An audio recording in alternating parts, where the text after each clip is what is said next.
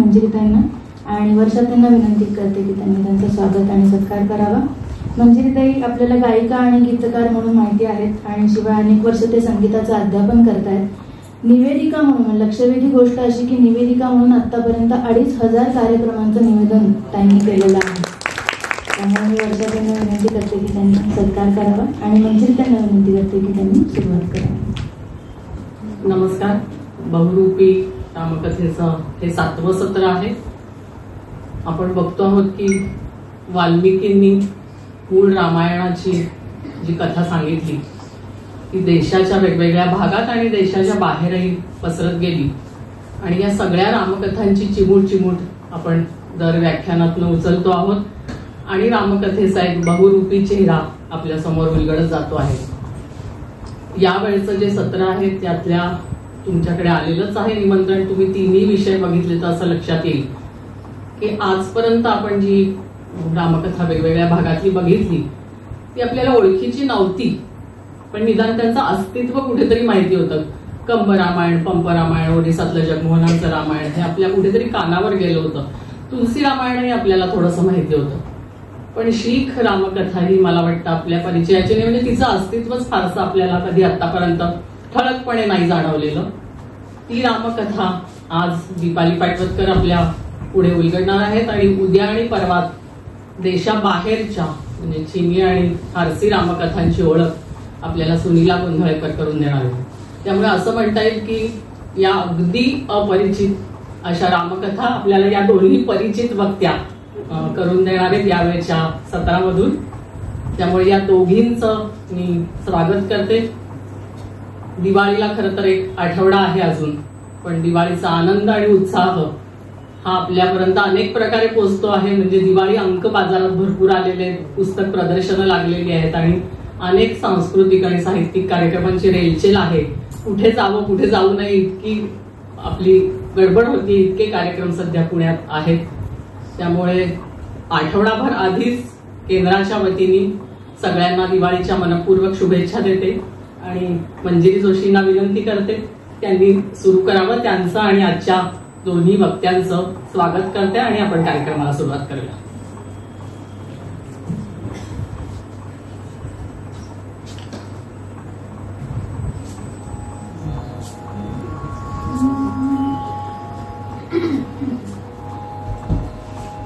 कौसल्येचा राम बाई, कौसल्येचा राम, कबीराचे विण तो शेले.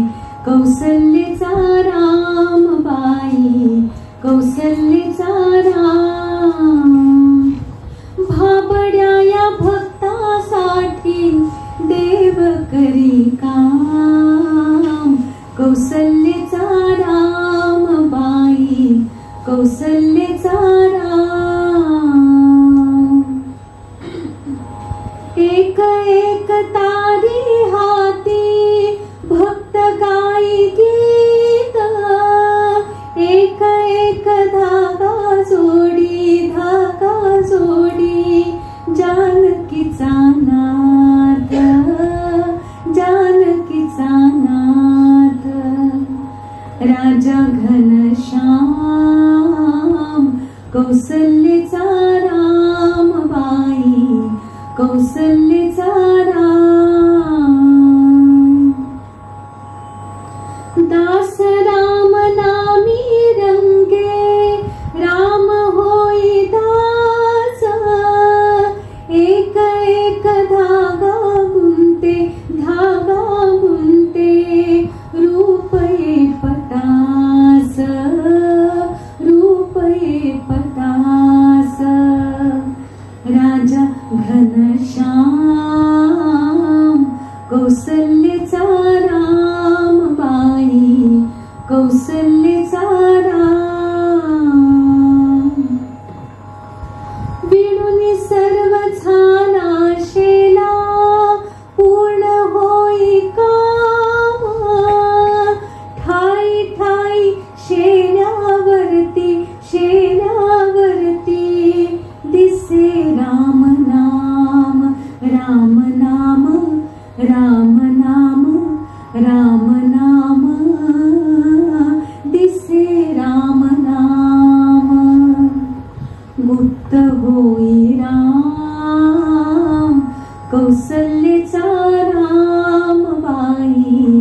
कौसल्येचा राम हळूहळू उघडी डोळे पाहिजो कबीरा पाहिजो कबीरा विणुनिया शेला गेला सखा रघुवीरा सखा रघुवीरा कुठे म्हणे राम कुठे म्हणे राम कुठे म्हणे राम कौसल्येचा राम बाई कौसल्येचा राम कौसल्येचा राम बाई कौसल्येचा राम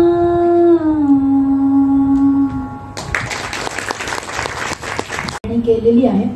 आज त्यांची प्रस्तुती असणार आहे शीख रामायण या विषयावर. मी दीपाली ताईला विनंती करते की तिने मंचावरती यावं आणि वर्षाताईंना विनंती करते की त्यांनी स्वागत आणि सत्कार करावा. आपल्याला दीपाली ताई लेखिका, शिक्षिका आणि चित्रकार म्हणून परिचित आहेच आणि देशविदेशातल्या भारतीय संस्कृतीवरती तिची पुस्तकं आहेत. भारतीय विद्या या विषयामध्ये तिनं पदविका घेतलेली असल्यामुळे त्याही विषयातली बरीच पुस्तकं तिनं लिहिलेली आहेत. रामकथा माला किंवा देशविदेशातील भारतीय संस्कृतीची स्वस्तिचिन्ह, चित्रज्ञानेश्वरी अशा अनेक लक्षवेधी पुस्तकांची ती लेखिका आहे. सध्या ती MIT विश्वशांती विद्यापीठामध्ये अध्यापक म्हणून काम करते. मी दीपाली ताईचं पुन्हा एकदा स्वागत करते आणि सगळ्यांना विनंती करते की त्यांनी सत्कार. नमस्कार. तुम्ही सगळे अतिशय बहुश्रुत असे श्रोते मला लाभले आहात, त्यामुळे मला दडपण येतं खरं तर ह्या मंचावरती बोलायचं की तुमच्यापुढे मी वेगळं असं काय मांडणार आहे असं वाटत राहतं. आता मंजिरीताईंनी अतिशय मधुर अशी सुरुवात केली कार्यक्रमाची आणि एक एक धागा जोडतो राम. खरोखर रामायणाचं हे महावस्त्र आहे. मागे ताईने आपल्याला काश्मीरी रामायण सांगितलंय. काश्मीर पासून तमिळनाडू पर्यंत आणि गुजरात पासून आसाम पर्यंत पलीकडेही पुढे उद्या आपण चिनी आणि फारसी रामायण ऐकणार आहे. खरोखर हे महावस्त्र आहे आणि त्या महावस्त्रातला आज एक त्याच्यातला छोटा भाग म्हणजे शीख रामायण ह्या विषयी आज बोलणार आहे मी. तर सर्वप्रथम अरुणाताई, वर्षाताई, सर्व आयोजकांचे मनापासून आभार की हा कार्यक्रम आयोजित केलाय. हा सगळ्यात मोठा आणि त्याच्यामध्ये मला बोलायला मिळतंय हा मला अजून फार आनंदाची गोष्ट आहे. दडपणाबरोबरच ते आनंद पण एक खूप जास्त. तर आजची सुरुवात होते अयोध्येमध्ये. रामाचा राजवाडा आहे, रात्रीची वेळ आहे. रामाकडे त्याचे काही गुप्तहेर आले. गावात फिरतायत ते आणि रोज काहीतरी माहिती सांगत असतात. तशीच ते आजही काही माहिती घेऊन आले आणि ह्या गुप्तहेरांनी रामाला सांगितलंय की गावात सगळं, शहरात मध्ये सगळं चांगलं चाललंय, फक्त जनतेला सीता राणी म्हणून खुपते. त्यांनी सीतेला राणी म्हणून स्वीकारलेलं नाहीये. रामाला कसं काय तिला परत स्वीकारलं अशी कुजबूज गावभर चालली. आणि मग रामानं त्याच्यावर विचार केला. त्याचे ते सगळे हेर गेल्यानंतर त्याने तात्काळ आपल्या तिन्ही भावांना बोलावलं. तिघही लगेचच्या लगेच रामाच्या वाड्यात आले आणि रामानं प्रश्न काय आहे तो सांगितला आणि त्याच्यावरचा तो उपाय काय करणार आहे ते पण सांगितलं. रामानं सांगितलं की ही इक्ष्वाकू राजांची जी परंपरा आहे त्याच्यामध्ये मागे पण जे राजे झालेत त्याच्यातल्या एका राजानं प्रजेनं त्याचा मुलगा नाकारला. आम्हाला तुझा मुलगा राजा म्हणून नको असं सांगितल्यावर त्यानं आपल्या मुलाचा त्याग केलाय. अशा परंपरेतला हा राम आहे आणि त्यामुळे जेव्हा त्याची प्रजा असं म्हणतीये की आम्हाला ही राणी नको, तेव्हा रामाने ठरवलंय की आपल्याला सीतेचा त्याग करायला पाहिजे. रामानं अत्यंत जड अंतःकरणानं आपला निर्णय सांगितला. आणि दुसऱ्या दिवशी सकाळी लक्ष्मणाला सांगितलंय की तू सीतेला वनात सोडून ये. वाल्मिकी ऋषींच्या आश्रमाजवळचं जे वन आहे तिथे सोड, म्हणजे तिला पुढे आश्रय मिळेल, हे सांगितले. दुसऱ्या दिवशी सकाळी वडील भावाची आज्ञा आहे ती आज्ञेचं पालन करतो लक्ष्मण. सीतेला घेऊन जातो रथातून. तिथे सोडल्यावर, वनामध्ये तिला सोडल्यावर तो सगळं सांगतो, भावाचा निरोप सांगतो. आणि अत्यंत वृद्ध प्रसंग आहे. सीता सुद्धा ते सगळं ऐकून घेते. रामाला ती परत निरोपही धाडते. आणि मग लक्ष्मण तिथून निघतो. लक्ष्मण तिथून निघाल्यानंतर थोडा दूर थांबतो. आणि सीता मात्र तिथे अक्षरशः ढसाढसा रडतीये की आता याच्या पुढचं काय आहे तिला काही कळत नाहीये. त्यावेळेला तिथले काही शिष्य, वाल्मिकीच्या आश्रमामध्ये शिकणारे जे शिष्य आहेत ते पाहतात तिला. आणि ते परत जाऊन वाल्मिकींना सांगतात एक सौदामिनीसारखी दिसणारी स्त्री रडत आहे वनामध्ये. वाल्मिकी येतात आणि त्यांना माहितीच आहे. वाल्मिकी येतात आणि सीतेला म्हणतात की तू आमच्या बरोबर आश्रमात चल. लक्ष्मण हे दुरून पाहतो की वाल्मिकी सीतेला घेऊन चाललेले आहेत. आणि मग लक्ष्मण तिथून परत येतो. काही दिवस जातात. त्यानंतर राम शत्रुघ्नला सांगतो की एका ठिकाणी म्हणजे मथुरेला, तर त्याचं नाव तेव्हा मधुपूर आहे, तर तू तिथे लढायला जायचं आहे असं रामानं सांगितलं शत्रुघ्नला. आणि शत्रुघ्नला सांगितलंय की वाटेमध्ये एक रात्र वाल्मिकींच्या आश्रमात थांबायचं. शत्रुघ्न ज्या दिवशी वाल्मिकींच्या आश्रमात थांबतो त्या दिवशी लव आणि कुशाचा जन्म झाला. शत्रुघ्न सीतेचं आणि त्या छोट्या मुलांची भेट घेतो. आणि मग त्याच्याकडनं हा वृत्तांत आम्हाला कळला असा की 2 मुलगे झालेले आहेत. आता हे 2 कुमार जे आहेत लव आणि कुश, हे 2 जण वाल्मिकींच्या आश्रमात लहानाचे मोठे होत आहेत. ते शस्त्र विद्या शिकतायत, शास्त्र शिकतायत, वेद शिकतायत, गांधर्व वेद शिकतायत, गायन शिकतायत, हे सगळं ते शिकतायत. आता असं सगळं चालू असताना एक दिवस अचानक काय होतं, तिथे एक घोडा येतो, अश्वमेधाचा घोडा येतो. अत्यंत सुंदर सजवलेला, अंगावरती त्याच्या अनेक अलंकार घातलेला असा तो घोडा वाल्मिकी आश्रमाच्या परिसरात येतो. आणि तिथे आल्यावर हे 2 कुमार तो घोडा अडवतात. त्याच्याबरोबर सैन्य आहे. त्यांचं युद्ध सुरू होतं. आणि ह्या युद्धामध्ये पहिल्यांदा लव आणि कुश त्या सैन्याला हरवतात. ते हरल्यावर मग लक्ष्मण येतो, भरत येतो, शत्रुघ्न येतो, त्यांना पण हरवतात म्हणजे त्यांचा वध करतात. आणि मग हनुमान, अंगद, सुग्रीव हे पण येतात आणि त्यांनाही हरवतात, त्यांचाही वध करतात ते. शेवटी राम येतो आणि हे 2 कुमार रामाशीही लढतात आणि रामाला सुद्धा मारतात. त्यावेळेला मग सीता येते तिथे आणि म्हणते अरे तुम्ही हे काय केलं, हे तुमचे वडील आहेत, हाच तर तो राम आहे रघुपती. मग त्यावेळेला सीता तिथे शपथ घेते. ती म्हणते की मी जर का पवित्र असेल, माझ्या मनात जर का रामाच्या शिवाय दुसऱ्या कुणाचा कधीही विचार आला नसेल, हातात पाणी घेऊन ती म्हणते हे, आणि मग ते पाणी ती सगळ्यांच्या अंगावर शिंपडते. ते पाणी अमृतासारखं होतं, अमृतच ती शिंपडते. आणि मग राम, लक्ष्मण, भरत, शत्रुघ्न, हनुमान, अंगद, सुग्रीव सगळे सैनिक सगळे परत जिवंत होतात. वाल्मिकी पण तिथे येतात.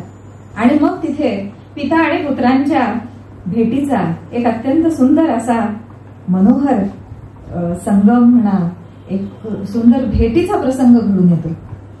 आणि ह्याच्यानंतर राम सीतेला आणि मुलांना घेऊन अयोध्येला परत जातो आणि ते सुखाने अयोध्येत राहत आहेत. आता ही कथा आहे गुरु गोविंद सिंगांनी सांगितलेली रामाचं चरित्र. आता बघा, पंजाबमधली धारणा अशी आहे की वाल्मिकींचा आश्रम जो आहे तो पंजाबमध्ये, पंजाब म्हणजे सरस्वती नदीपासून सिंधू नदीपर्यंतचा जो प्रदेश आहे, त्या प्रदेशामध्ये वाल्मिकींचा आश्रम आहे. आणि मग त्यामुळे होतं काय की हे जे लवकुश आहेत हे तिथलेच आहेत ना, पंजाबचे.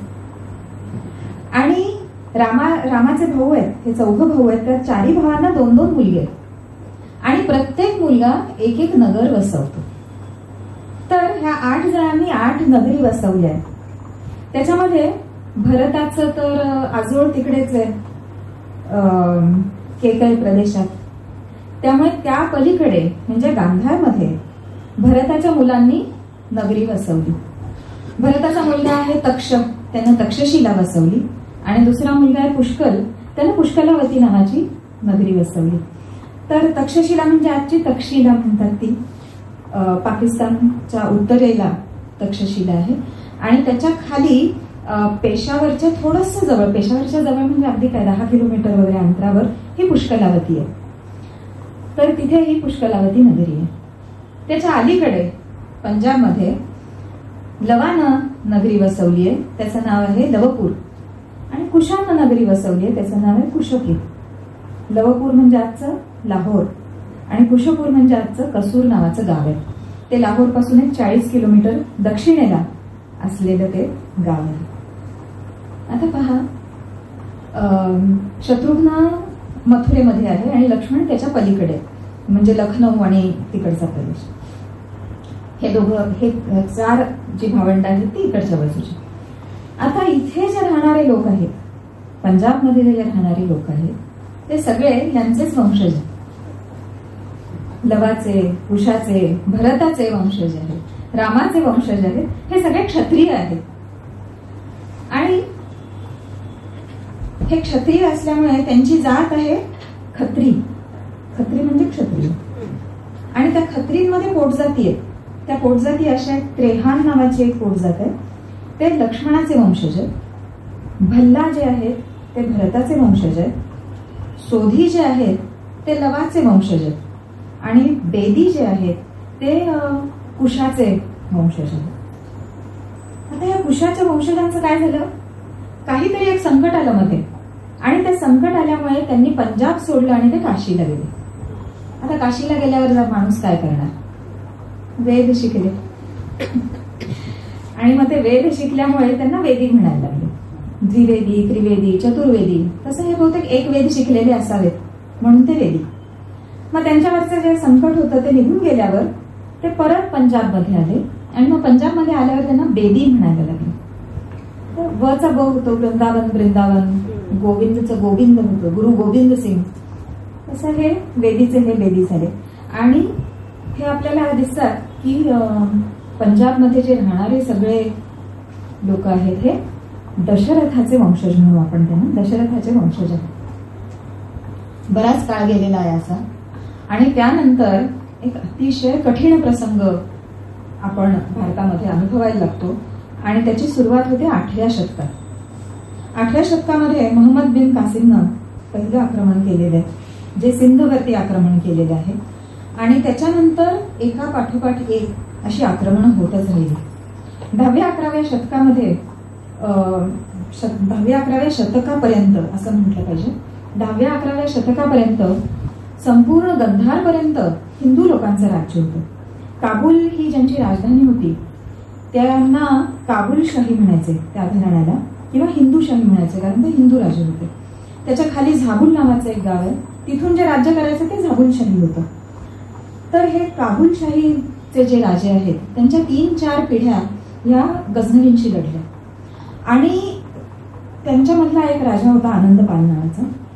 त्या राजानं अनेक लोकांकडून सैन्य जमवलं. काश्मीरमधून, पंजाबमधून, मारवाडमधून, माळव्यामधून, गुजरातमधून, राजस्थानमधून. आपल्याला हे उदाहरणं ऐकायला मिळत नाहीत, पण अशी उदाहरणं आहेत की जिथे सगळे एकत्र आले आणि ते एकत्र मिळून गझनवींशी लढले. पण दुर्दैवानं असं झालं की हे हरले. आनंदपाल राजा हरला, त्याला काबूल सोडायला लागलं. काबूल सोडून तो आदिनापूरला आला. आदिनापूर म्हणजे आजचे जलालाबाद. जलालाबादला आला, ते पण सोडलं आणि मागे पेशावरला आला. खैबर खिंड ओलांडून हा अलीकडे आला, आतमध्ये पेशावरला आला. आणि तिथे आल्यानंतर त्याच्या कानावरती बातम्या आल्या की तिकडे काबूलमध्ये त्याच्या प्रजेशी काय काय चाललेलं आहे. अनेक लोकांची हत्या केली गेली आहे, अनेकांचं धर्मांतरण होत आहे. हे ऐकून त्या राजाला इतकं वाईट वाटलं की त्यानं आपल्या मुलाला गादीवर बसवलं आणि आपण आपल्या प्रजेचं रक्षण करू शकलो नाही म्हणून त्या राजानं अग्निप्रवेश केला.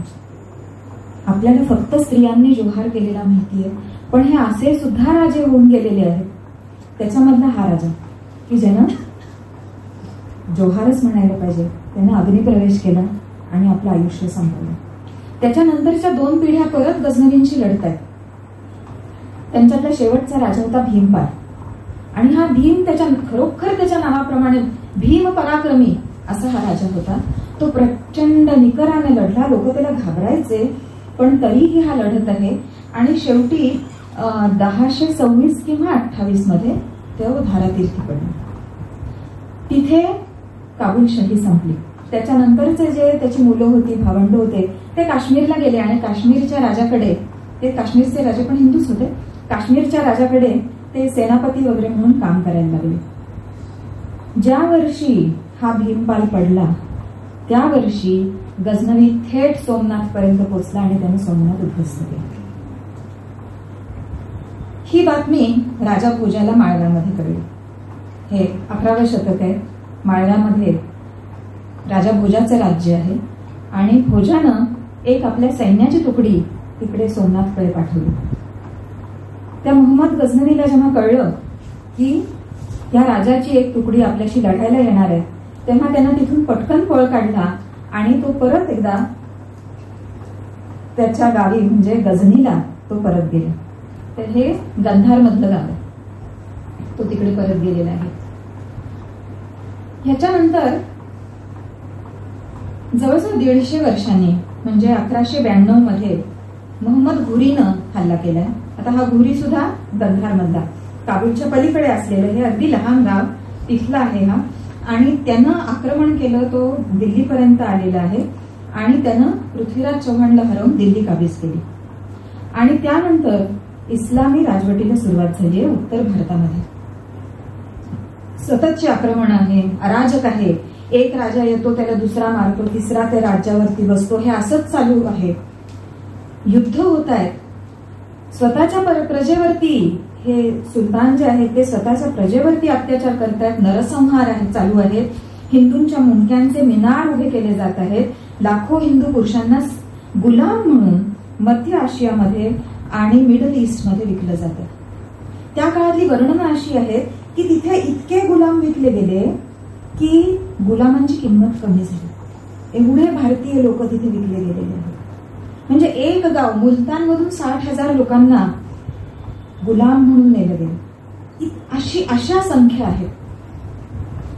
आणि जे कोण हिंदू म्हणून इथे जगतायत त्यांना हिंदू म्हणून जगण्यासाठी जझिया कर द्यायला लागतोय, यात्रा करण्यासाठी कर द्यायला लागतोय, मंदिरं देवांच्या मूर्तींची तोडफोड होती आहे, ग्रंथालय आणि विद्यापीठांची होळी होती आहे.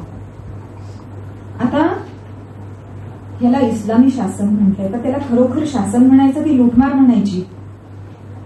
आणि तो जो राज्य करतोय त्याला सुलतान म्हणायचं की गुंड म्हणायचं? दिल्ली ही त्यांची राजधानी आहे का दिल्लीला त्यांचा अड्डा म्हणावं अशी परिस्थिती आहे. जझियाला कर म्हणावं की खंडणी म्हणावी अशा प्रकारची परिस्थिती उत्तर भारतामध्ये आहे. आणि हे असं जवळजवळ 100 वर्ष चालू असताना 1290च्या दशकामध्ये महाराष्ट्रामधून ज्ञानेश्वर, नामदेव आणि इतर अनेक संत हे उत्तर भारतात तीर्थयात्रेला जातात. गुजरातमध्ये, राजस्थानमध्ये, पंजाबमध्ये, गांधारमध्ये, उत्तर प्रदेशमध्ये ह्या सगळ्या ठिकाणी इथल्या तीर्थक्षेत्रांना ते फिरून परत येतात. पण इथे ते फिरत असताना कुठे कुठे गेले त्याचे मला संदर्भ असे मिळाले नाही आहेत. पण मला असं वाटतंय की ते नक्की पंजाब मधल्या गोरखनाथांच्या मठात गेले असावे. पंजाबला एक टिल्ला आहे, टिल्ला जोगिया, की तो गडावरती आहे, सज्जन गडासारखा म्हणू शकतो आपण, की गडच आहे, गडी आहे, त्याला तटबंदी आहे आणि आतमध्ये लहान लहान मंदिरं, राहण्याची व्यवस्था वगैरे आहे. आणि साधारणपणे 9व्या शतकापासून तिथे नवनाथांचा एक आश्रम आहे. तर ते त्या गोरखनाथ तिथे होते, त्यामुळे निश्चितच जर का निवृत्तीनाथ असतील आणि ज्ञानेश्वर असतील तर ते गोरखनाथांच्या मठामध्ये नक्की गेले असणार. तिथून थोडंसं पुढे गेलं की गुमान आहे की जिथे नामदेव नंतर राहिलेले आहेत. नामदेव तिथे नंतर जवळपास 20 वर्ष राहिले आणि नामदेवांची जितकी साहित्य संपदा मराठीमध्ये आहे तितकीच त्यांची हिंदी आणि ब्रजभाषेमध्ये वगैरे पण त्यांनी केलेली आहे. तर तिथे त्यांनी अनेक अभंगांची रचना केली आहे. त्याच्यामधला हा एक अभंग, हा अभंग तुम्ही ऐकला की लक्षात येईल की केवळ नामदेवच असं लिहू शकतात. नामदेव लिहित आहेत, दूध पियो मेरे गोविंद लाला, दूध पियो मेरे गोविंद लाला, काला बछड़ा कपिला गाई, दूध सुहावत नामा गाई, सोने का गढ़वा दूध से भरिया, पियो नारायण आगे धरिया, प्रभु की मूरत दूध न पीवे, प्रभु की मूरत दूध न पीवत, सर पछावत रामा नामा रोवत, ऐसा भगत में कभू न पाया, नामदेव ने देव हसाया. ही नामदेवांची हिंदी मधली रचना आणि ही रचना गुरु ग्रंथ साहिब मध्ये. या घटनेला अजून साधारण 100 वर्ष झाल्यानंतर, 100 वर्ष नाही लगेचच आहे, अल्लाउद्दीन खिलजी येतो. आणि अल्लाउद्दीन खिलजी आतापर्यंत फक्त उत्तर भारतामध्ये हे इस्लामी शासन होतं, ते तो गुजरातमध्ये, महाराष्ट्रामध्ये, कर्नाटकात आणि खाली आंध्र या सगळ्या ठिकाणी अल्लाउद्दीन खिलजी ते पोहोचवतो. आणि मग उत्तरेप्रमाणेच दक्षिणेत सुद्धा सुलतानी अंमल सुरू होतो. हा असा संपूर्ण भारतामध्ये ही अशी परिस्थिती आहे. आणि ह्या परिस्थितीत 15व्या शतकाच्या उत्तरार्धामध्ये राम नारायण बेदीच्या मुलाला, म्हणजे शिवराम बेदीला, नावं बघा, बेदी आहे, कुशलच्या वंशज आहे, क्षत्रिय आहे आणि त्याचं नाव राम नारायण आहे. त्याच्या मुलाचं नाव शिवराम आहे आणि त्या शिवरामाला नातू झालाय, त्या नातवाचं नाव ठेवलंय नानक.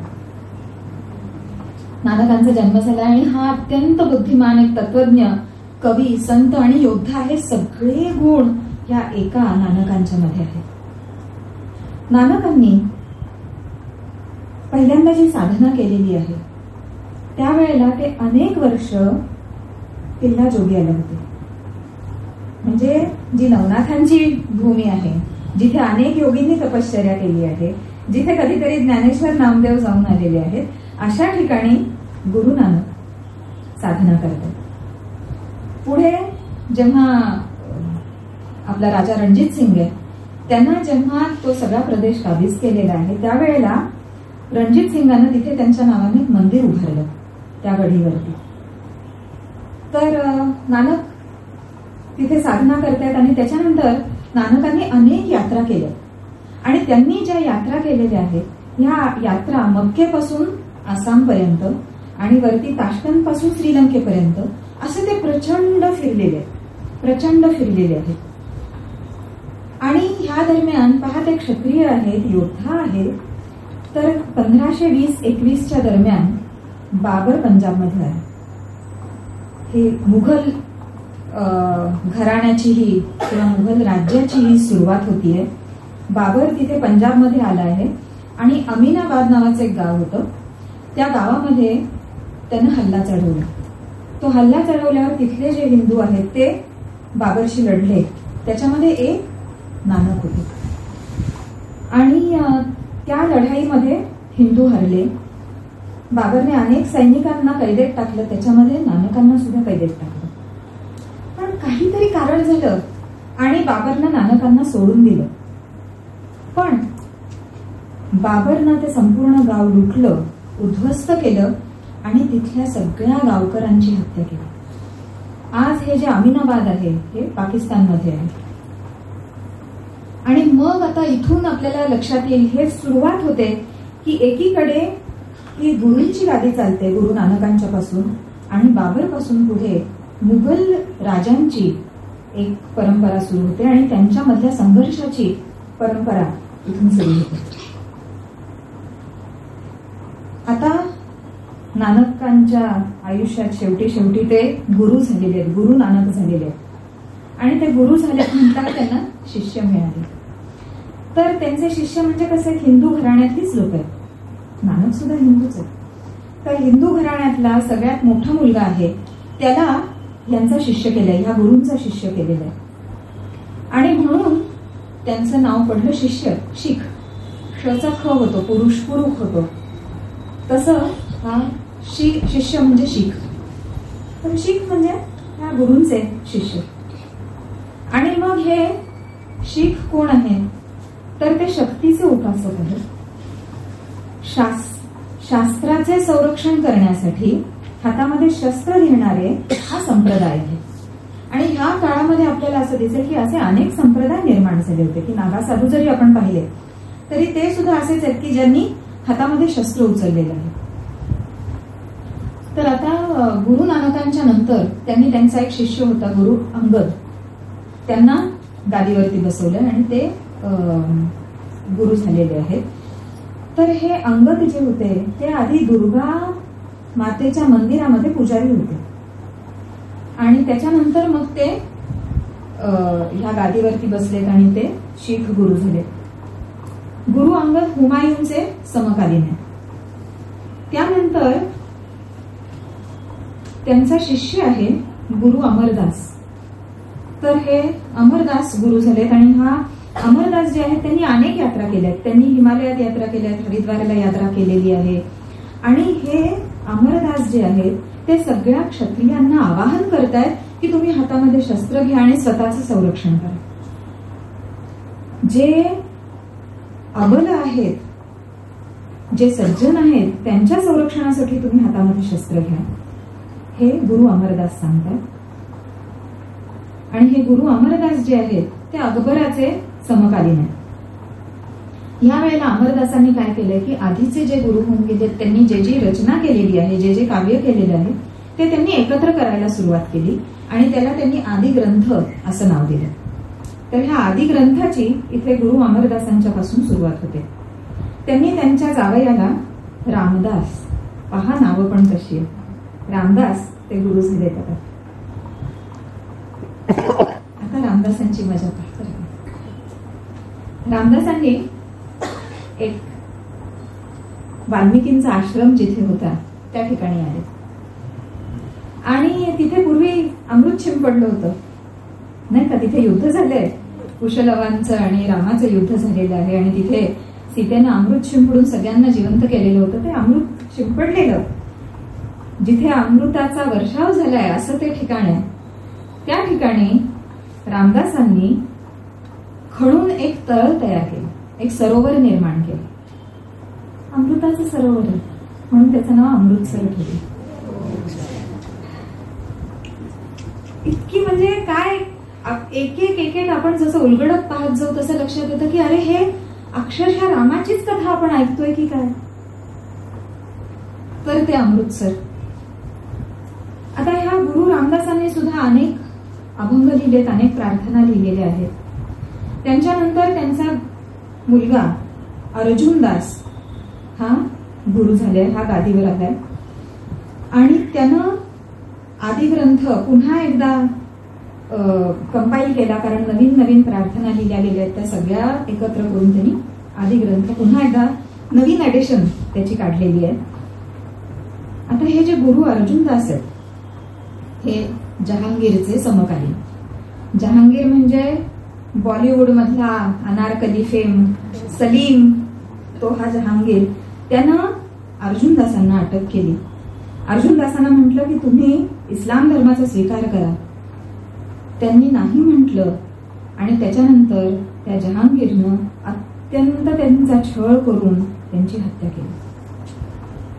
त्यांना मारलं तेव्हा ते जेमतेम 40-41 वर्षाचे होते. आणि त्यांचा मुलगा हरगोबिंद त्यावेळेला 11 वर्षाचा होता. त्यांच्या मृत्यूनंतर त्यांनी आपल्या मुलाला गुरु केलेलं. हरगोबिंद 11 वर्षाचा झाल्यावर गादीवर आला. ह्या दरम्यान आणखीन एक काय चालू आहे की उत्तर प्रदेशमध्ये रामानंद संत आले. त्यांनी रामाच्या भक्तीचा प्रचार केला. ह्या काळामध्ये होते. त्यांच्यानंतर कबीर आले. कबीरांनी पण रामाच्या भक्तीचा प्रचार केलाय. कबीर म्हणजे रामभक्तच आहेत. रामाच्या भक्तीचा प्रचार केलाय. तुलसीदास रामाचं चरित्र लिहित आहेत. एकनाथ महाराज त्यावेळेला एकनाथी भागवत लिहित होते, पैठणला लिहित होते आणि ते मराठीत लिहितायत म्हटल्यावर तिकडे त्यांना बोलावून घेतलं काशीमध्ये की तुम्ही असं कसं करताय, संस्कृतमध्ये असलेला जो विषय आहे तो तुम्ही असं साध्या कुठल्या तरी भाषेत कसं काय मांडताय. म्हणून एकनाथ त्यांनी जे काही लिहिलं होतं ते सगळं घेऊन काशीत आले. काशीमध्येच त्यावेळेला तुलसीराम पण आहेत. तुलसीदास तिथेच राहत होते. एकनाथांनी तिथे त्यांचा भागवत पूर्ण केलं मराठीमध्ये आणि सगळ्यांना त्यांनी लिहिलेला भागवत इतका आवडला की त्याची मिरवणूक काढली गेली. तर ते काही वर्ष तिथे होते आणि त्या वर्षांमध्ये नक्कीच त्यांची आणि तुलसीदासांची भेट झाली असावी. आणि या भेटीच्या नंतर तुलसीदासांनी तिकडे उत्तरेमध्ये रामचरितमानस लिहिलं आणि एकनाथ इथे परत आल्यावर त्यांनी एकनाथी रामायण.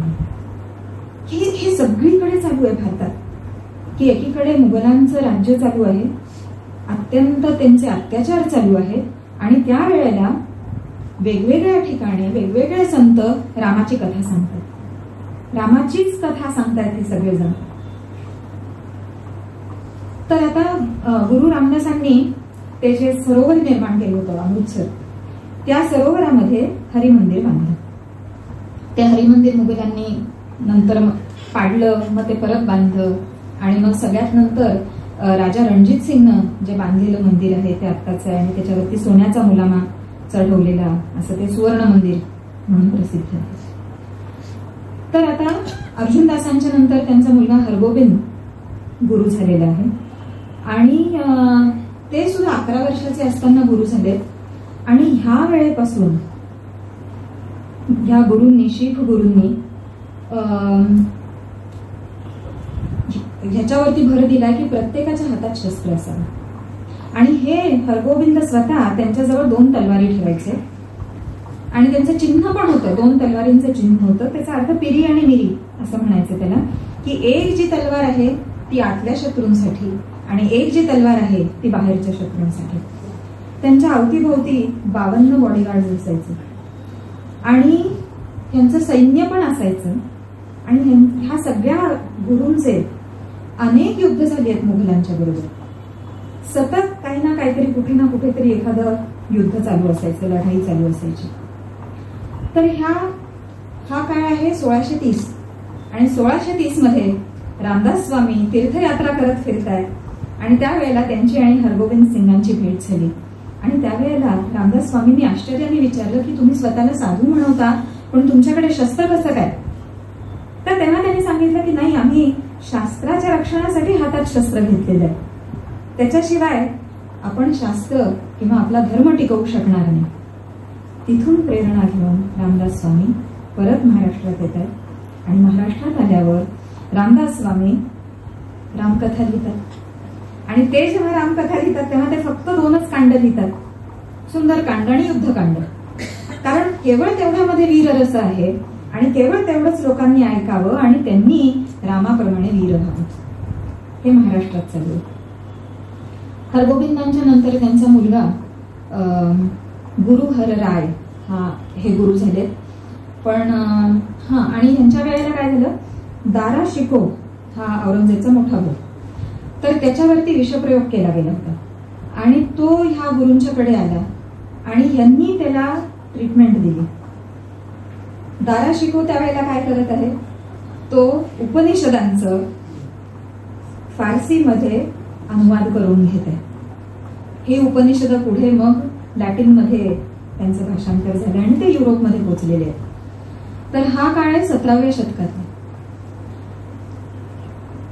गुरु हरराय नंतर त्यांचा मुलगा गुरु हरकिशन हे गुरु झाले. अगदी 5व्या वर्षी ते गुरु झाले आणि लवकरच देवी होऊन त्यांचा मृत्यू झाला. त्यामुळे त्यांच्यानंतर त्यांच्या आजोबांचा धाकटा मुलगा म्हणजे गुरु तेग बहादूर हे गुरु झाले. आता हे गुरु तेग बहादूर पण अतिशय मोठे कवी होते, पंडित होते आणि त्यांनी अनेक प्रार्थना लिहिल्या. त्यांनी लिहिलेल्या जवळजवळ 125 प्रार्थना गुरु ग्रंथ साहेब मध्ये आहेत. या गुरु तेग बहादुरांच्याकडे काश्मीर मधले हिंदू गेले होते आणि त्यांनी सांगितलं होतं की मुघलांपासून आमचे संरक्षण करा. या गुरु तेग बहादुरांनी ते काम हातात घेतल्यावर त्यावेळेचा जो मुघल सम्राट आहे औरंगजेब त्यांना अटक केली आणि त्यांच्यासह त्यांचे जे शिष्य होते भाई मतीदास, भाई दयालदास आणि भाई सतीदास ह्या सगळ्यांचा अत्यंत छळ करून त्यांना मारलेलं आहे. गुरु तेग बहादुरांनी आपल्या मुलाला गोविंदला त्याच्यानंतर गुरु केलं. गुरु गोविंद सिंग वयाच्या 9व्या वर्षी गुरु झाले. एवढी मोठी जबाबदारी असेल, अशी जबाबदारी घेऊन ते त्या तख्त म्हणावं त्याच्यावरती बसलेले आहेत. त्यांना 4 मुलगे होते. त्याच्यातले 2 मुलगे युद्धात मारले गेले आणि 2 मुलगे औरंगजेबानं भिंतीत चिरून मारले. अनेक युद्ध ते लढलेले आहेत औरंगजेबाबरोबर. आणि हे आता गुरु गोविंद कसे आहेत, पुन्हा ते नानकांच्या सारखे आहेत की एक अत्यंत हुशार, प्रकांड पंडित, कवी, योद्धा, संत, तत्वज्ञ अशा सगळ्या गोष्टी ह्या एका व्यक्तीमध्ये आहेत. तर हे गुरु गोविंद सिंग. आणि गुरु गोविंद सिंगांनी 3-4 गोष्टी केल्या. त्याच्यामध्ये एक गोष्ट म्हणजे त्यांनी आतापर्यंतच्या आधीच्या गुरूंनी जे लिहिलेल्या सगळ्या प्रार्थना आहेत, शब्द म्हणतात त्याला, त्या सगळ्या प्रार्थना एकत्र केल्या आणि त्यांनी गुरु ग्रंथ साहेब हा ग्रंथ निर्माण केला. त्यानंतर त्यांनी स्वतः जे लिहिलं होतं तो ग्रंथ पण त्यांनी केला. त्या ग्रंथाचं नाव आहे दशमग्रंथ. आणि आपण या दोन्ही ग्रंथांबद्दल बोलू. त्याच्यात आधी गुरु ग्रंथ साहेब बद्दल, पण नाही, त्याच्या आधी अजून एक संपवायला पाहिजे विषय. तो विषय असा आहे की हे औरंगजेबाचा अंमल चालू आहे आणि औरंगजेबाशी कोण कोण लढतात तर मथुरेत नागासाधू लढतात हातात शस्त्र घेऊन, हे सगळे शीख गुरु लढतायत हातात शस्त्र घेऊन, सामान्य माणसं लढतायत हातात शस्त्र घेऊन, आणि इकडे महाराष्ट्रामध्ये सगळे मराठे लढत आहेत. हे सगळे जण वेगळे वेगळे लोक औरंगजेबशीच लढत आहेत. आणि 1707 मध्ये औरंगजेबचा मृत्यू होतो. ते गुरु गोविंद सिंगांनी पाहिलं आणि 1708 मध्ये गुरु गोविंद सिंग निवडले. तर आता त्यांनी केलेलं कार्य त्याच्यामधलं सगळ्यात मोठं म्हणजे गुरु ग्रंथ साहेब. तर हा गुरु ग्रंथ साहेब जो ग्रंथ आहे त्याच्यामध्ये अनेक प्रार्थना आहेत आणि ह्या ज्या सगळ्या प्रार्थना आहेत त्या एकेका रागामध्ये म्हणायच्या. तर असे त्यांनी 60 रागांमध्ये या प्रार्थना कंपोज केलेल्या. मग त्याच्यामध्ये केदार आहे, काफी आहे, बिलावल आहे, रामकली, तोडी, कल्याण, मल्हार, जय जयवंती, भैरव, विभास, किती राग आहेत. ह्या रागांमध्ये ते गुरुग्रंथ साहेबचं वाचन करायचं. त्यानंतर गुरुग्रंथ साहेब मधल्या ज्या प्रार्थना आहेत त्या वेगवेगळ्या भाषांमधल्या आहेत. त्याच्यामध्ये संस्कृत भाषेतल्या आहेत, त्यानंतर मराठी आहे, अवधी आहे, भोजपुरी आहे, बंगाली आहे, मारवाडी आहे, सिंधी आहे, हिंदी आहे, जुनी हिंदी आहे. ह्या अशा अनेक भाषांमधून लिहिलेल्या प्रार्थना आहेत. मुख्य करून ह्या 6 गुरूंनी लिहिलेल्या आहेत. त्याच्यामध्ये गुरु नानक आहेत, गुरु अंगद आहेत, गुरु अमर आहेत, गुरु रामदास आहेत, गुरु अर्जुनदास आहेत आणि गुरु तेग बहादूर. या सगळ्यांच्या प्रार्थना त्या गुरुग्रंथ साहेब मध्ये आहेत. त्याशिवाय त्या काळातले जे इतर हिंदू संत आहेत त्यांच्या पण प्रार्थना त्यात घेतल्या आहेत. त्यामध्ये रामानंद आहेत, कबीर आहेत, नामदेव आहेत.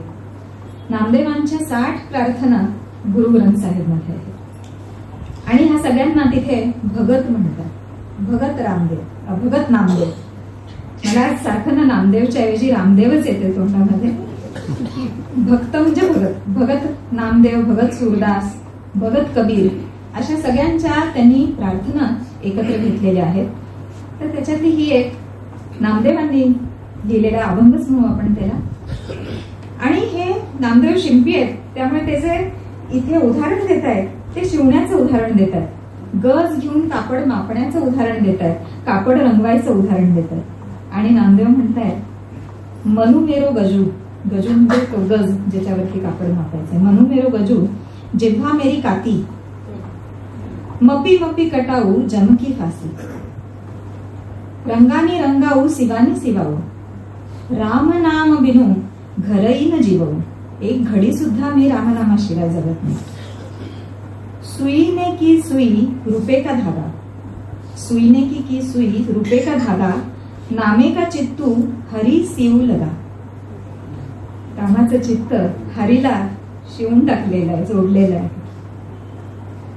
तर आता पहा, हा गुरुग्रंथ साहेब, हा जो ग्रंथाची रचना झालेली आहे, ही रचना ज्या सप्त सिंधू परिसरात झाली आहे. 7 नद्या, पंजाबच्या 5 नद्या, एकीकडे सरस्वती, एकीकडे सिंधू, ह्या सप्त सिंधू परिसरामध्ये गुरुग्रंथ साहेबची रचना झाली आहे.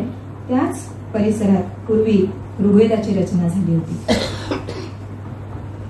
आणि ह्या दोन्ही ग्रंथांमध्ये किती समानता आहे आपण पाहिलं तर लक्षात येईल की ऋग्वेद हा काही नुसता लिहिलेला नाहीये. ऋग्वेद छंदात लिहिलाय, गायला गेलाय, सामवेद म्हणून गायलाय तो. तसाच हा गुरुग्रंथ साहेब आहे की जो 60 वेगवेगळ्या रागांमध्ये बांधलेला आहे. वेदांमध्ये, ऋग्वेदांमध्ये ज्या सूक्त आहेत, हे सगळे सूक्त वेगवेगळ्या ऋषींनी लिहिलेली आहेत. अनेक ऋषींनी, म्हणजे त्या काळचे जे थोर विचारवंत होते, कोणी सिंधूच्या काठावर असेल, कोणी गंगेच्या काठचा असेल, कोणी नर्मदेच्या, कोणी गोदावरीच्या काठचा गौतम असेल, किंवा कोणी दक्षिणेतला अगस्त्य असेल, अशा भारतभरातले जे विचारवंत होते, अशा सगळ्यांचे विचार एकत्र करून वेद निर्माण झाले. तर वेद म्हणजे ही आपली ज्ञान परंपरा आहे की त्याला धर्मग्रंथ म्हणण्यापेक्षा तो ज्ञानाचा ग्रंथ आहे. तर त्या ज्ञान परंपरेच्या टप्प्यामध्ये पुढे आपल्याला असं दिसतं की दर्शनांची निर्मिती झाली. उपनिषदांनी दर्शन आहेत आणि ह्या दर्शनांमध्ये आपल्याला जैन दर्शन पण दिसतं, बौद्ध दर्शन पण दिसतं. आणि मग त्या परंपरेतला सगळ्यात शेवटचा जर का ग्रंथ बघायचा असेल तर तो हा गुरुग्रंथ साहेब आहे. नानक म्हणतात, मी जे गातोय ते गीत नाही, मी जे गातोय ते लोकगीत सुद्धा नाही, माझं गाणं म्हणजे ब्रह्माचा विचार आहे. त्यामुळे गुरु वेदांचा विषय आणि गुरुग्रंथाचा विषय एकच आहे की ते दोन्ही ब्रह्माविषयीच बोलतात. आपल्याला एक एक जर का आपण सूक्त, एक एक ऋचा जर का उचलली तर त्याला पॅरलल आपल्याला गुरुग्रंथ साहेब मध्ये मिळतात. उदाहरणार्थ गुरुवाणीमध्ये एक हा शब्द आलेला आहे, मेरे प्रभु सच्चा एक खेल रचाया है. मेरे प्रभु ने एक खेल रचाया है, कोई न किसी के जैसा हो पाया है. सगळे वेगळे, एकासारखा दुसरा नग नाही, पण सब में ज्योति ज्योति है सोई, इस ज्योति को पहचानू तो मैं सब पहचानू. सगळ्यांमध्ये एकच ज्योती आहे. सर्वम खल्विदम ब्रह्म किंवा ईशावास्यमिदम सर्वम, हेच पुन्हा गुरुग्रंथ साहेब मध्ये म्हटलेलं आपल्याला दिसतं. त्यामध्ये आणखीन काय काय लिहिलंय पहा. नानक म्हणतात, आत्म में राम, आत्म्यामध्ये राम, आत्म में राम, राम में आत्म. तर गुरु अर्जुनदास म्हणतात, ब्रह्म में जन, जन में पारब्रह्म. जीव जगत आणि ब्रह्मविचार तोच दिसतो, काही काही वेगळं दिसत नाही. आणखीन एक फार सुंदर रचना आहे गुरु तेग बहादुरांची, आणि त्याच्यामध्ये ते म्हणतात, साधो रचना राम बनाई. साधो, ये ही जी काय रचना दिसते, ये रचना राम बनाई, इकी बिनसई इक स्थिरू मानई. म्हणजे एकाचा विनाश झाला तरी दुसऱ्याला मात्र वाटतं की हे सगळं स्थिर आहे, अविनाशी आहे, मी अविनाशी आहे असं वाटतं. इक बिनसई इक स्थिरू माने, अचरजू लिखाऊ न जाई. किती आश्चर्याची गोष्ट आहे, माझ्याच्यानं लिहिलं जात नाही. हा विचार. आणि महाभारतामध्ये यक्ष आणि युधिष्ठिराचा संवाद एक्झॅक्टली सेम आहे. यक्षानं विचारलं युधिष्ठिराला की जगातलं आश्चर्य ते काय, आणि युधिष्ठिर म्हणतो, आश्चर्य हे आहे की समोरचा माणूस मेला तरी मागच्याला वाटतं मी अमर आहे. आश्चर्य काय तर ते अचरजू इथे गुरु तेग बहादूर लिहितात. ते पुढे काय म्हणतात, कसे आहेत हे सगळे प्राणी. काम क्रोध मोह बसी प्राणी, काम क्रोध मोह बसी प्राणी, हरिमूरत विसराई. झूठा तनु साचा करी मानियो, झूठा तनु साचा करी मानियो, जीव सुपना लय नाही. रात्रीच्या स्वप्नासारखा असलेल्या देहाला हा सच्चा मानतो. जो दिसई सो सगल बिनासे, जे दिसतं ते सगळं विनाशी आहे. जो दिसई सो सगल बिनासे, जीव बादर छाई, ढगाच्या सावलीप्रमाणे असलेलं हे सगळं आहे. आणि मग पुढे ते काय म्हणतात, जन नानक जगू जानियो मिथिया,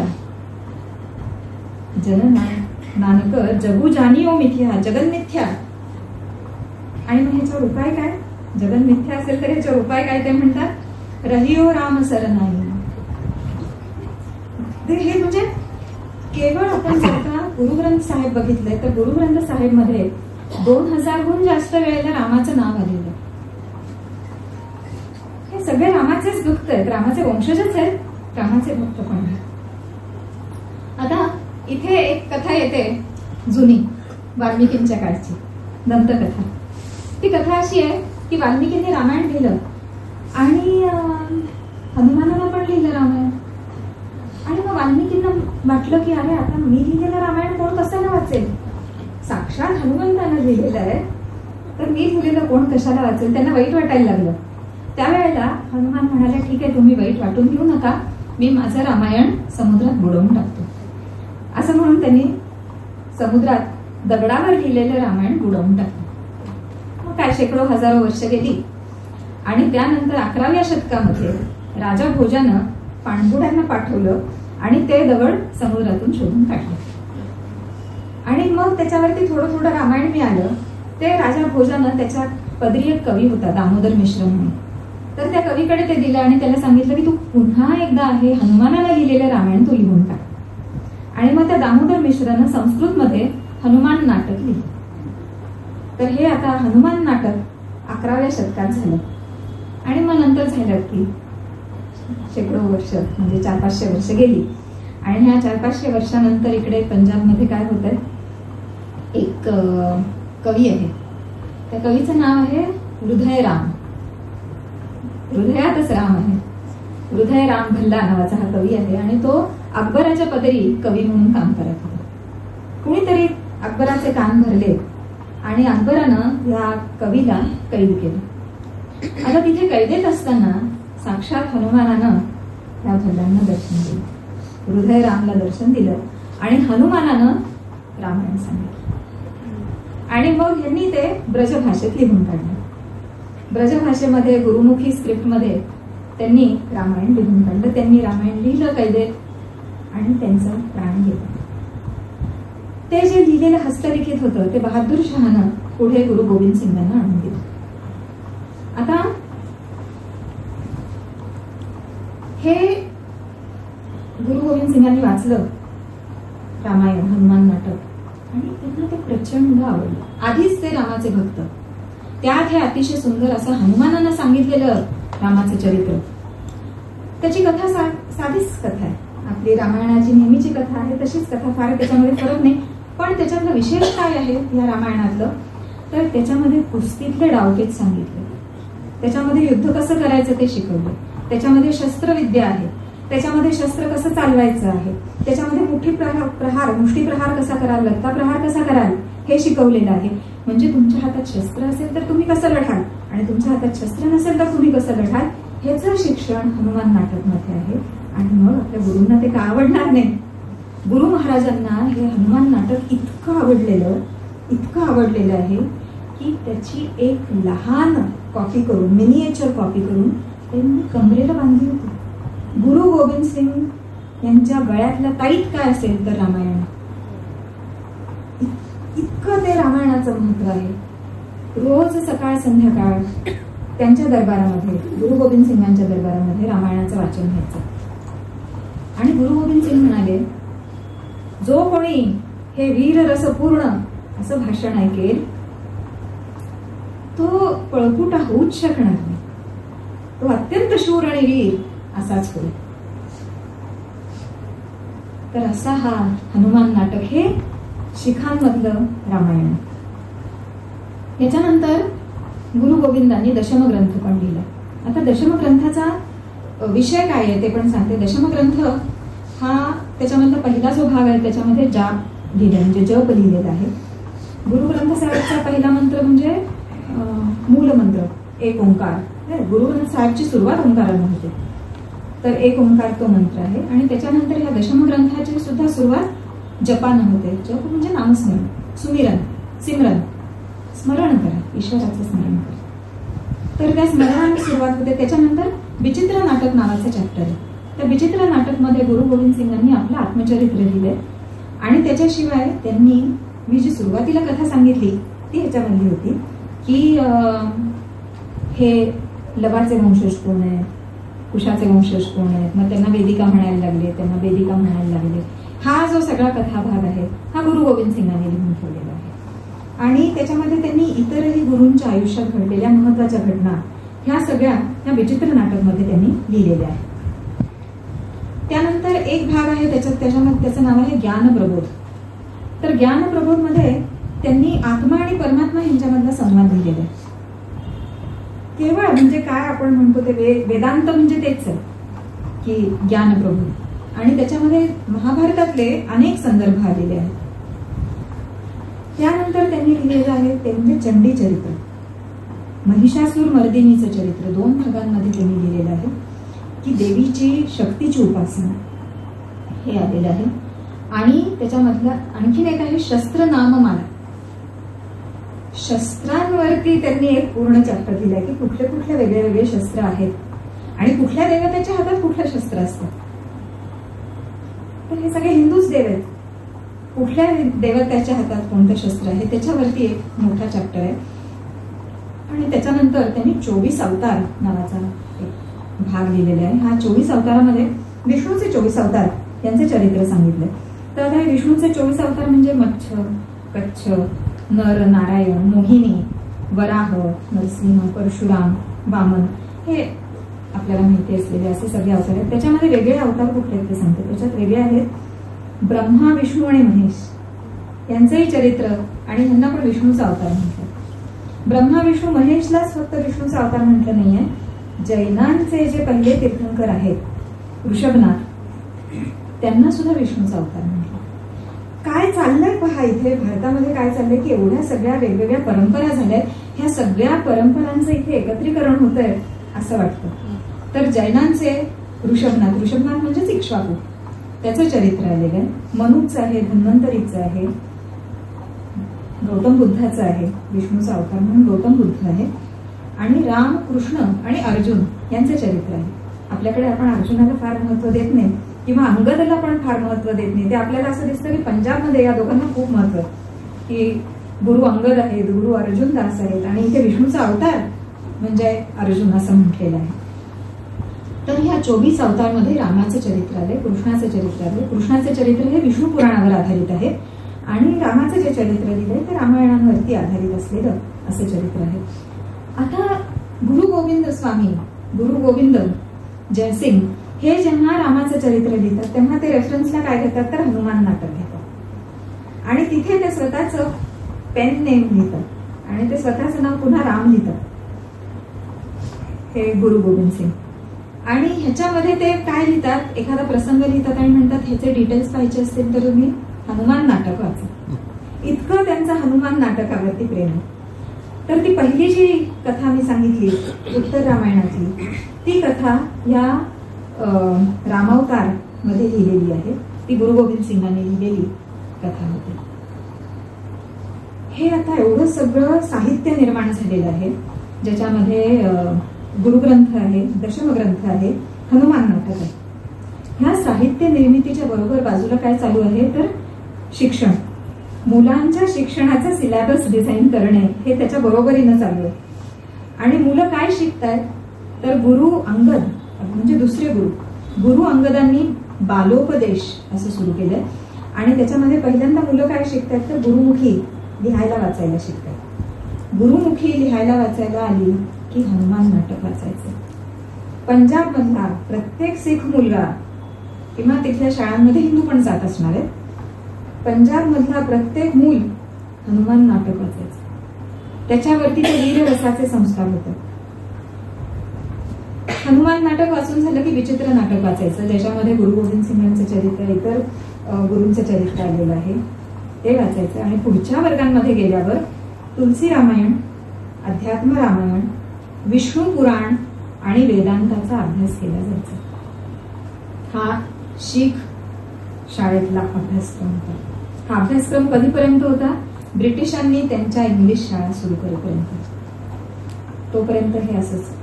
आणि मग मुलं अगदी शाळेतच पहिल्यांदा काय शिकतायत? हनुमान आखाडामधली कुस्ती शिकतायत, सेल्फ डिफेन्स शिकतायत, शस्त्र चालवायला शिकतायत, शस्त्रविद्या शिकतायत, युद्धातल्या स्ट्रॅटेजीज शिकतायत.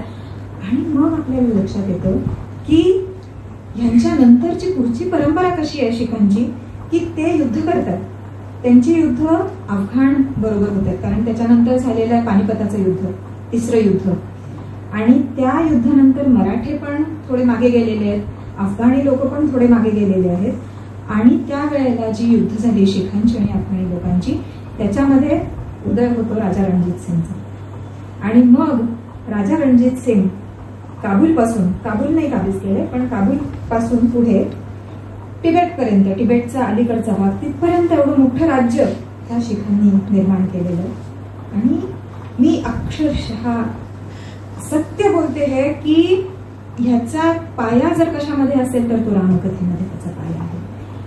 अशा प्रकारचं राज्य निर्माण करायचं, त्याच्यासाठी जे फाउंडेशन आहे ते रामकथेचं फाउंडेशन आहे. त्याशिवाय हे जेव्हा शीख लढत आहेत, हे लढत असताना त्यांचे जे ध्वज आहेत त्या ध्वजांवरती चंडीचं चित्र आहे, महिषासूर मर्दिनीचं चित्र आहे, वराहीचं चित्र आहे, कौमारीचं चित्र आहे. शक्तीचे उपासक आहेत हे सगळेजण. आणि त्यामुळे युद्धातल्या ज्या अत्यंत प्रखर अशा ह्या देवी आहेत त्या देवींचं चित्र शिखांच्या ध्वजांवर आहे. त्याशिवाय त्यांच्या ध्वजावरती सूर्य आहे, सूर्यवंशी सगळे क्षत्रिय, आणि त्यांच्या ध्वजावरती हनुमान आहे. म्हणजे जेव्हा राजा रणजित सिंग लढत आहे त्यावेळेला त्यांच्या ध्वजावरती हनुमान आहे. इतकं हे रामायण खोलपर्यंत शिखांमध्ये पोचलेलं आहे. आणि त्यानंतर आपण जे येतो ते अगदी आत्ता 21व्या शतकामध्ये राम जन्मभूमीचा खटला चालू होता, तिथपर्यंत आपण पोचतो. आणि ह्या राम जन्मभूमीच्या खटल्यामध्ये जो एक दस्तऐवज आणला होता, पेश केला होता, तो होता नानकांची जन्मसाखी, म्हणजे त्यांचं चरित्र. आणि त्या चरित्रामध्ये काय आहे? नानकांनी केलेल्या यात्रा, नानकांनी ज्या पहिल्या यात्रा केल्या त्याच्यातली त्यांची एक यात्रा होती 1510 ते 1511 दरम्यानची अयोध्येची. आणि ते त्यांच्या वाढदिवसाला अयोध्येला गेले होते, राम जन्मभूमीच्या मंदिरात गेले होते आणि तिथे त्यांनी रामाचं दर्शन घेतलं होतं. हे त्यांच्या चरित्रात लिहिलेलं असल्यामुळे तो एक मोठा प्रूफ होतो की बाबर यायच्या आधी, ही केवळ बाबर यायच्या आधी 10-12 वर्षापूर्वीची गोष्ट आहे, बाबर यायच्या आधी त्या ठिकाणी रामाचं मंदिर होतं. आणि त्यांनी यात्रा केली आहे याचा अर्थ असं एकट्यानं उठून कोणी यात्रा करत नाही ना, ती परंपरा आहे. त्यामुळे ती परंपरा होती, बाकीचे लोक पण तिथे यात्रा करतात आणि रामाचं दर्शन घेतात. तर ही अशी उत्तर रामायणापासून सुरू होणारी शीख रामायणाची कथा ही आता 21व्या शतकापर्यंत पोचते. आणि ह्या पूर्ण काळामध्ये आपण जर का काही पाहत असलो तर ते काय दिसतं की नानकांनी काय केलंय, त्यांनी रामाचं गुणगान केलं. सगळ्या 10 शीख गुरूंनी रामाचं गुणगान केलंय, रामाची कथा केली आहे, रामाचं चरित्र लिहिलेलं आहे, रामाचं चरित्र ऐकलं आहे, सांगितलं आहे. रोजच्या रोज त्यांच्या दरबारामध्ये रामाच्या चरित्राचं गायन होतं. त्यावेळेचे जे संत आहेत त्याच्यामध्ये रामानंद असतील, ते रामकथा करतात, कबीर आहे रामाचं गुणगान करत आहे, नामदेव आहे रामाचं गुणगान करत आहे, तुलसीदास आहेत रामकथा करत आहेत, रामदास स्वामी आहेत रामकथा करतायत. त्याच काळामध्ये, मध्य काळामध्ये बंगाल आणि ओडिसामध्ये शाक्त परंपरेतले जे लोक आहेत ते सुद्धा रामकथाच सांगतात. सगळीकडे ही रामकथा सांगितली जात आहे. आणि ह्याच्यामध्ये काय सांगतायत ते, तुम्हाला जर स्वराज्य पाहिजे असेल रामकथा करा, सुराज्य पाहिजे असेल रामकथा करा, मुलं चांगली नीट जावीत वाटतं रामकथा करा, कुटुंबात प्रेम बांधावं असं वाटतं रामकथा करा, लाख दुखों की एक दवा आहे रामकथा करा. संतांनी लिहिलेली रामकथा ऐका आणि वाचा आणि सांगा. हा खरोखर समाजाला सुदृढ करायचा मंत्र आहे रामकथा. आणि अरुणाताईंनी तोच यज्ञ इथे मांडलेला आहे की ज्याच्यामध्ये आपण किती वेगवेगळ्या संतांनी लिहिलेल्या रामकथांचं एक अवलोकन करत आहोत. या रामकथेचा प्रसार दूरदूरपर्यंत पोचावा अशी प्रार्थना करून मी इथे थांबते. तुम्ही सगळ्यांनी ऐकलं माझं.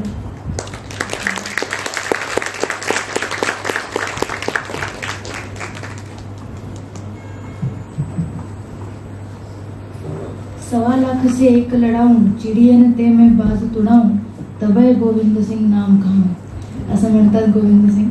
आणि मला वाटतं त्यांचा जो लढण्याचा आवेश आहे त्याच्या मागची जी अंतःप्रेरणा होती ती रामकथेची होती, ती आपण आत्ता ऐकली.